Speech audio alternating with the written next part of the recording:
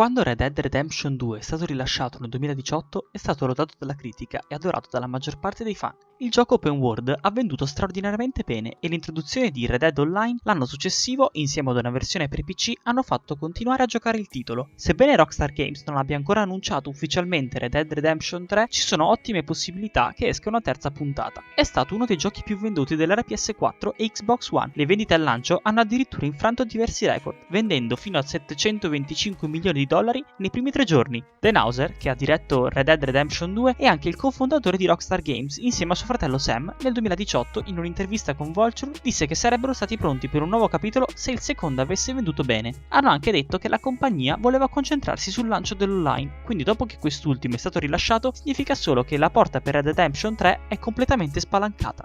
La domanda più grande è quindi quando potrebbe essere rilasciato, e considerando quanto tempo è trascorso tra le voci di GTA, potrebbe passare molto tempo prima che arrivi un terzo capitolo della saga. Dal momento che GTA 6 di Rockstar non è stato ancora annunciato ufficialmente, un annuncio di Red Dead Redemption 3 probabilmente non arriverà fino a più tardi.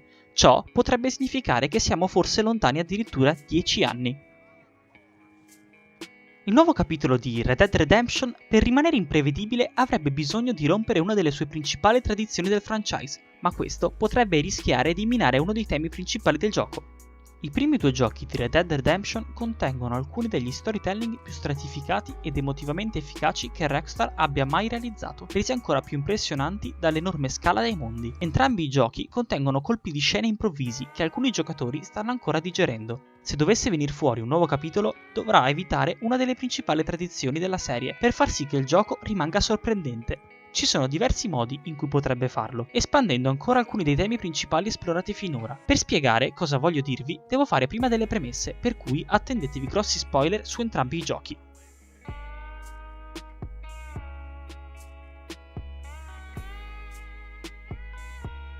La morte incombe sulle storie di entrambi i giochi di Red Dead. L'improvvisa morte del protagonista John Marston nell'originale Red Dead Redemption rimane uno dei colpi di scena più memorabili del mondo videoludico. A causa della sua assenza dal primo gioco, molti fan hanno predetto la morte nel prequel di Arthur Morgan, ben prima del rilascio del secondo capitolo. Sebbene avessero ragione, la storia di Arthur finì per esplorare la morte da una prospettiva molto diversa. Invece di morire in una sparatoria improvvisa, Arthur si ritrova con una diagnosi terribile. È malato di tubercolosi e sta contemplando sia il bene che il male che ha fatto nella sua esistenza mentre si trascina nei suoi ultimi mesi di vita.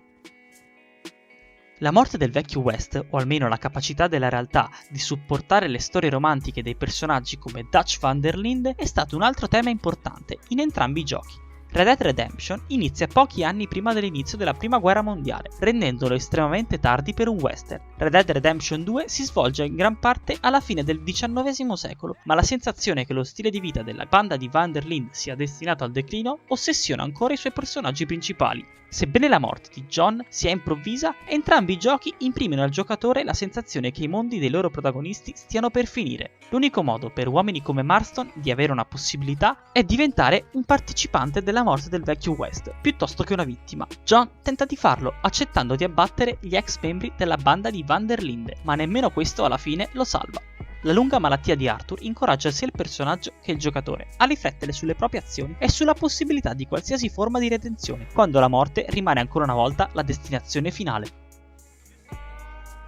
Mentre la continuazione dell'eredità del pistolero di John da parte di suo figlio Jack potrebbe suggerire che c'è ancora speranza per lo stile di vita del vecchio West, le sue effettive implicazioni sono molto più oscure. Come fuorilegge nel 1914, le prospettive del figlio di John sembrano ancora più cupe di quelle dei suoi predecessori, in particolare dopo aver ucciso Ross. Nel 1914 Jack Marston è vestito come un anacronismo ambulante e, vendicando suo padre, sembra probabile che abbia firmato la sua condanna a morte.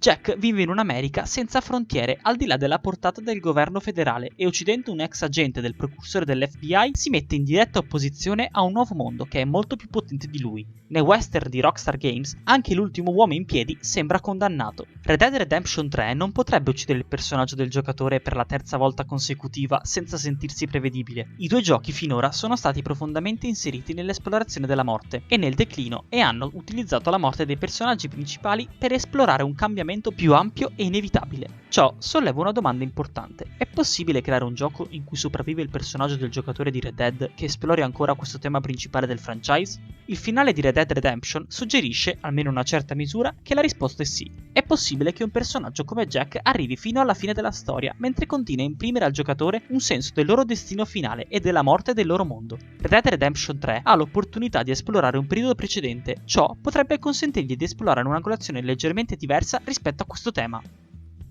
Nei primi due giochi di Red Dead Redemption, il passaggio dal XIX al XX secolo segna all'incirca la morte del vecchio West. Tuttavia, proprio come Red Dead Redemption 2 è ambientato prima del gioco, un terzo potrebbe esplorare un decennio ancora precedente. Potrebbe essere interessante seguire un personaggio che vive nel vecchio West durante quello che la banda di Van der Linde considererebbe il suo periodo di massimo splendore e che sopravvive agli eventi della storia.